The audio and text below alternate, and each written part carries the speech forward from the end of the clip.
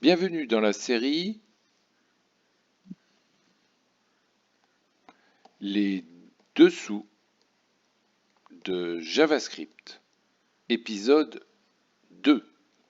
Nous allons voir Objet Create. Je vous rappelle l'objectif. Et lorsque nous faisons une recherche sur la méthode map qui crée un nouveau tableau avec le résultat d'une fonction fournie sur chaque élément du tableau à plan, array.map, nous voyons apparaître le terme prototype. Pour comprendre Objet Create, il nous faut comprendre ce qu'est la délégation. Nous allons prendre un exemple simple d'un objet littéral .2d qui a deux propriétés x et y. À droite, nous voyons la représentation en mémoire. .2, l'identifiant, pointe vers un objet dont la propriété x vaut 1 et y vaut 2. Objet, l'objet, donc l'objet a une méthode qui s'appelle create. Nous allons l'utiliser. Objet create est une méthode qui demande un identifiant, un paramètre .2d. Observons le résultat. En mémoire, il est intéressant de voir qu'il y a deux choses qui se sont passées. Il y a ce qu'on appelle la délégation. Nous avons ici l'objet .2d. Lorsque nous écrivons objet.create 2d et que nous l'affectons à l'identifiant 3d, 3d va avoir un objet dont le proto pointe vers 2d. C'est ce qu'on appelle la délégation. Nous n'avons pas envie de répéter que 3d a également une propriété x, y. Je parlais de méthode puisque nous verrons que c'est le même cas pour les méthodes.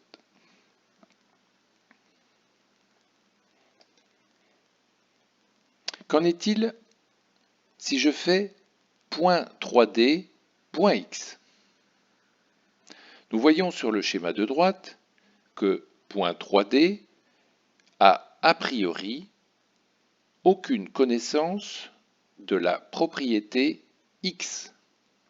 Mais grâce à ObjectCreate qui a créé une chaîne de délégation, nous allons pouvoir parcourir cette chaîne à la recherche de l'identifiant x. Au bout d'un certain temps, et c'est le moteur de recherche qui lance cette chaîne de délégation, nous trouvons la propriété x. .3d.x vaudra la valeur 1. Le langage vous permet de vérifier que 3d n'a pas cette propriété x, mais par chaîne de délégation, nous allons pouvoir la trouver. Nous pouvons comparer, si nous avions le temps, et vous cliquerez sur ce code, différentes méthodes permettant de recopier les propriétés d'un objet dans un autre. Extend, Create et Assign. Revenons sur la délégation. L'idée est de déléguer à un autre objet une partie de vos propriétés. Nous avons vu qu'il y a délégation grâce à l'utilisation de ObjectCreate, et vous mettez ici l'objet qui vous permet de déléguer des informations. Ainsi, si vous faites .2dx égale 100, vous allez rechercher l'objet pointé par votre identifiant et vous allez modifier les propriétés que vous voulez. Ici, nous modifions la propriété x. X vaut 100. La question qu'on peut se poser, point 3D va-t-il avoir la propriété x modifiée? En fait,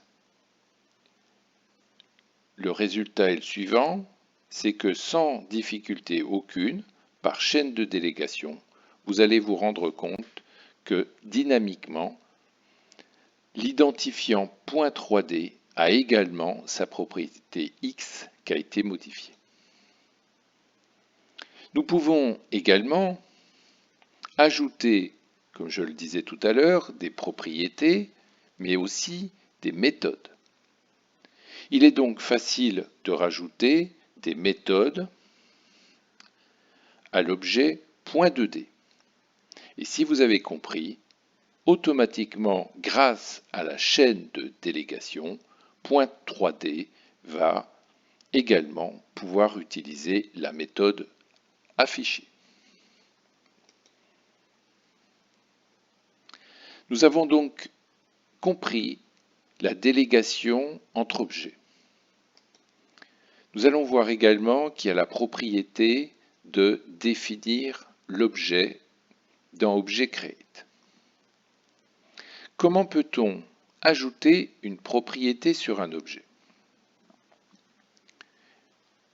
La façon la plus simple est d'utiliser le point. .3D.z égale 4 va ajouter, si cela n'existe pas, la propriété z à l'objet pointé par .3D et lui donner la valeur 4.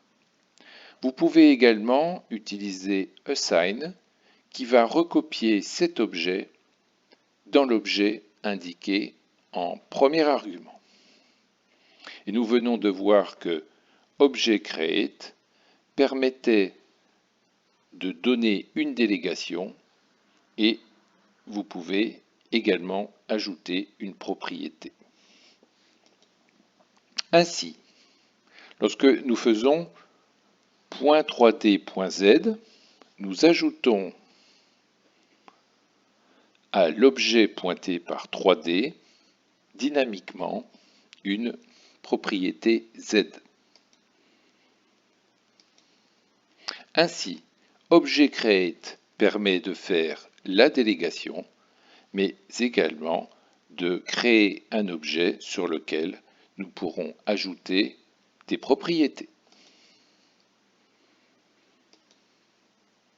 Donc retenez que ObjectCreate va permettre de créer la chaîne de délégation sur ce qu'on va appeler un prototype et de créer un objet. Revenons sur la chaîne de délégation. Nous avons vu dans le premier épisode qu'un véhicule pouvait hériter de engine et que Autolib pouvait hériter de véhicule qui lui-même héritait d'engine. Prenons l'exemple d'un point qui a une seule propriété, x. Nous pouvons, par ObjectCreate, faire une chaîne de délégation sur ce point et créer un nouvel objet. Ainsi, ce nouvel objet, on peut lui ajouter une propriété y. Et finalement, nous pouvons terminer par un dernier objet, x, y, z, qui, par délégation, va avoir son prototype qui est .xy. Nous pouvons lui rajouter ensuite la propriété z. Schématiquement, voilà ce qui s'est passé. Nous avons tout d'abord créé un objet point.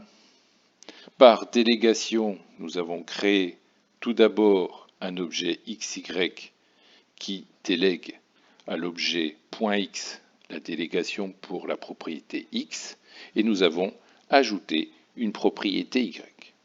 Et finalement, nous avons créé par délégation un lien sur .xy pour l'objet x, y, z, auquel nous avons ajouté une propriété z égale 3.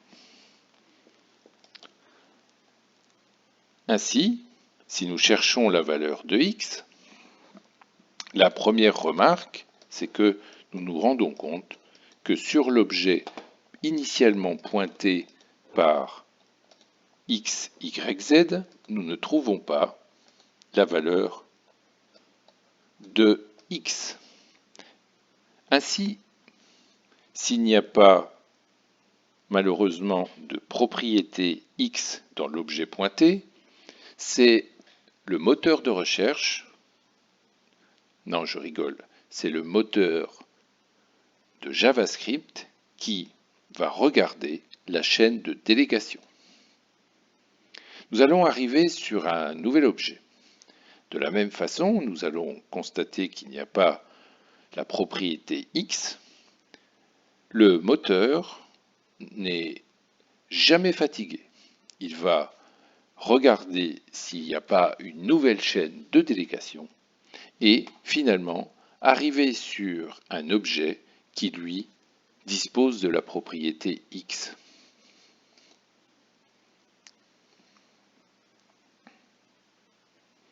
Il est très important de noter que dans le cas où vous faites ce qu'on peut appeler un setter, ici, nous allons modifier la valeur de x. Que se passe-t-il réellement? Ce n'est pas une recherche. Nous ne recherchons pas la valeur, comme précédemment, sur le point x, y, z, la propriété x. Nous voulons modifier la propriété x.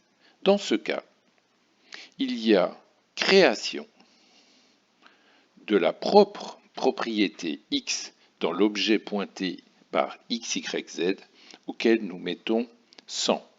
Avez-vous compris que nous ne touchons pas, évidemment, la chaîne de délégation? Maintenant, si on se pose la question « Que vaut la valeur de la propriété x sur le point x, y, z ?» nous voyons que l'objet pointé par x, y, z a sa propre propriété x qui vaut 100.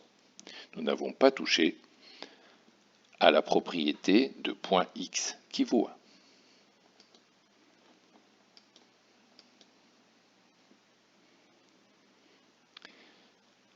Une remarque importante. Vous allez confondre certainement, dans une des séries proposées, le mot proto et prototype. C'est malheureusement une ambiguïté du langage. Les objets littéraux et les fonctions, nous l'avons vu dans la première série, ont un proto, mais seules les fonctions ont un prototype. Nous allons essayer de comprendre pourquoi les fonctions ont, dans JavaScript, un prototype.